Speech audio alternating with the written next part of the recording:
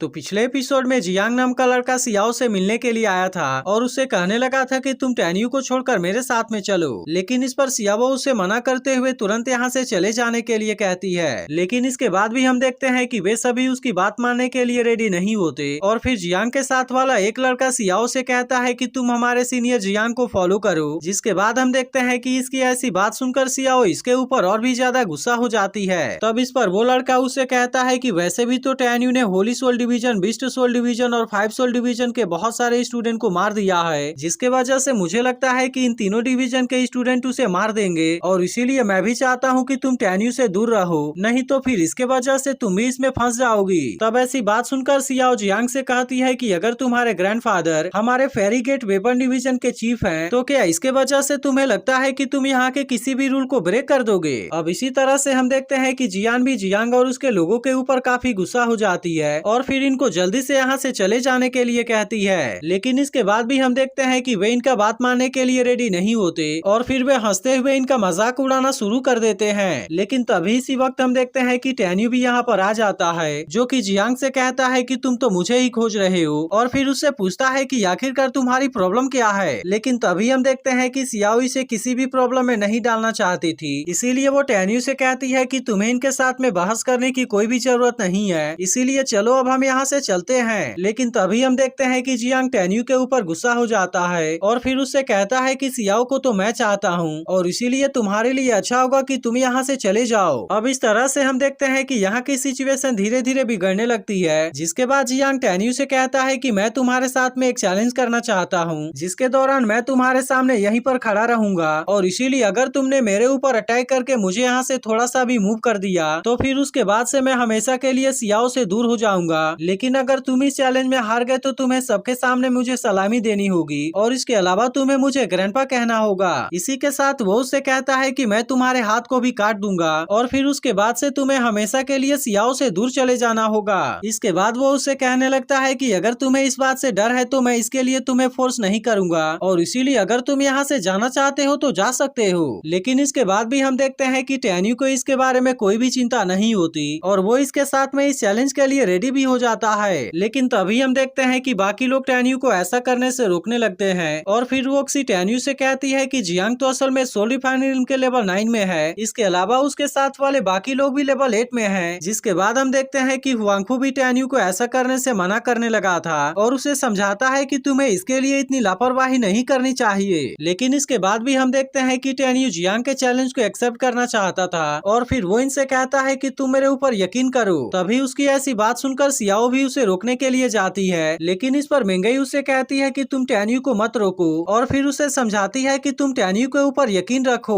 जिसके बाद हम देखते हैं कि आखिरकार अब सियाओ भी इसके लिए मान जाती है। तभी जियांग टैन्यू से कहने लगता है मैं जानता हूँ कि सेक्ट मास्टर तुम्हें काफी पसंद करते हैं, लेकिन अगर इस चैलेंज में तुम हार गए तो मैं उसके बाद तुम्हें नहीं छोड़ूंगा और इसीलिए मैं तुम्हें पहले ही बता देना चाहता हूँ कि तुम मुझे इसके लिए ब्लेम ना करना। तब इसकी ऐसी बात सुनकर टैन्यू से कहता है कि तुम इसके बारे में चिंता ना करो, लेकिन इसी के साथ मैं भी चाहता हूँ कि अगर इसके दौरान तुम्हें कुछ भी हो जाए तो फिर उसके बाद तुम्हारे ग्रैंडपा को भी मुझे कुछ नहीं करना चाहिए। तब इसकी ऐसी बात सुनकर जियांग और उसके सभी साथी इस पर हंसने लगते हैं और फिर जियांग टैन्यू से कहता है कि यहाँ पर तो इतने सारे विटनेस हैं, इसीलिए तुम्हें इसके बारे में चिंता करने की कोई जरूरत नहीं है और मैं तो चाहता हूँ कि तुम जल्दी से इस चैलेंज को शुरू करो। अब इस तरह से हम देखते हैं कि जियांग भी इसके लिए पूरी तरह से रेडी हो गया था, क्योंकि उसे ऐसा लग रहा था कि टैन्यू से टच भी नहीं कर पाएगा। लेकिन वहीं उधर टैन्यू भी अब इसके ऊपर अटैक करने के लिए पूरी तरह से रेडी हो गया होता है और फिर वो जियांग से कहता है कि अगर तुम इसे चाहते हो तो तुम इसके लिए रेडी हो जाओ। अब इस तरह से हम देखते हैं कि टैन्यू अपने पावरफुल पंच का यूज करके इसके ऊपर अटैक कर देता है, लेकिन अब इसके पावर के सामने जियांग कुछ भी नहीं कर पाता और आखिरकार वो इसके अटैक के वजह से यहीं पर मारा जाता है। जिसके बाद हम देखते हैं कि इस बात से जियांग के साथी भी पूरी तरह से हैरान हो जाते हैं और फिर इनमें से एक लड़का बाकी लोगों से कहता है कि तुम टैन्यू के ऊपर अटैक करके उसे मार दो और तब तक मैं चीफ को इसके बारे में रिपोर्ट करके आता हूँ। जिसके बाद हम देखते हैं कि वे भी इसकी बात सुनकर इसके लिए पूरी तरह से रेडी हो जाते हैं और वे टैन्यू के ऊपर अटैक करने के लिए अपने अपने वेपन को भी रेडी कर लेते हैं। अब इसके वजह से हम देखते हैं कि सियाओ को टैन्यू के बारे में चिंता होने लगती है और इसीलिए वो टैन्यू से कहती है कि अब हम भी इसमें तुम्हारी मदद करेंगे।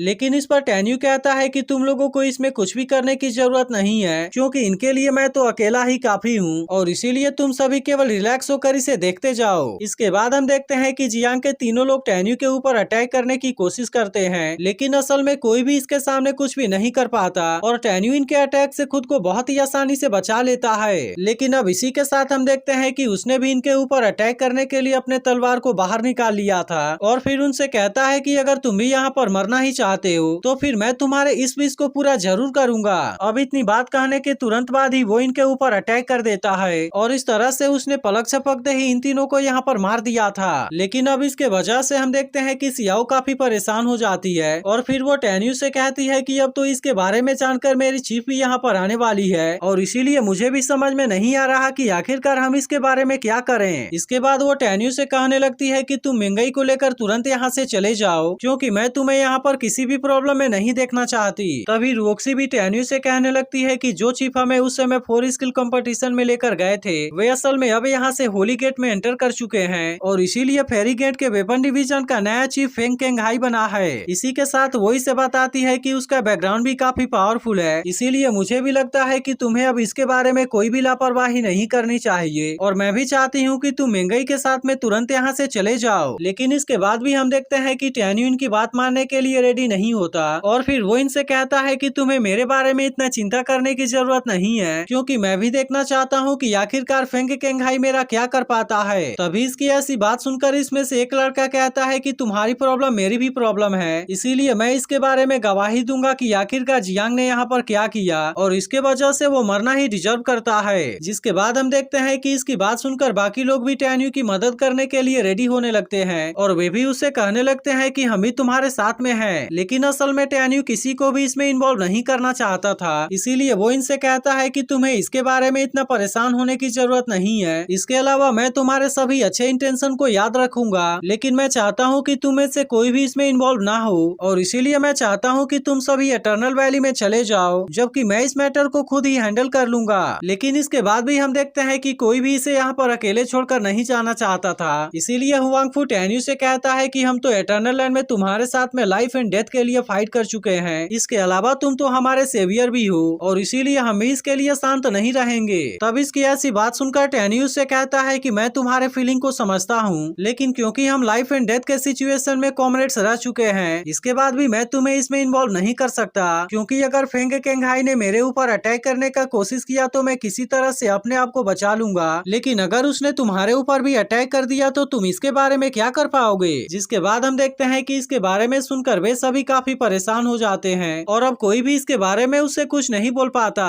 तभी मिंगई हुआंगफू से कहती है कि तुम्हें टैन्यू की बात मान लेनी चाहिए। जिसके बाद हम देखते हैं कि आखिरकार अब वे इसकी बात मानने के लिए रेडी हो जाते हैं और फिर हुआंगफू टैन्यू से कहता है कि तुम अपना अच्छे से ख्याल रखना। इसके बाद हम देखते हैं कि टैन्यू ने यहाँ पर अपने चारों तरफ एक फॉर्मेशन को क्रिएट कर लिया था, इसीलिए सभी लोग अब यहाँ से जाने लगते हैं। लेकिन इसके बाद भी इनको टैन्यू के बारे में काफी चिंता होती है, जिस पर टैन्यू इनसे कहता है कि तुम सभी मेरे ऊपर यकीन करो क्योंकि मुझे यहाँ पर कुछ भी नहीं होगा। अब इस तरह से हम देखते हैं कि वे सभी लोग यहाँ से चले गए थे, इसीलिए टैन्यू भी फॉर्मेशन को चारों तरफ से बंद करके यहाँ पर प्रैक्टिस करना शुरू कर देता है और फिर इसके बाद एपिसोड यहीं पर एंड हो जाता है।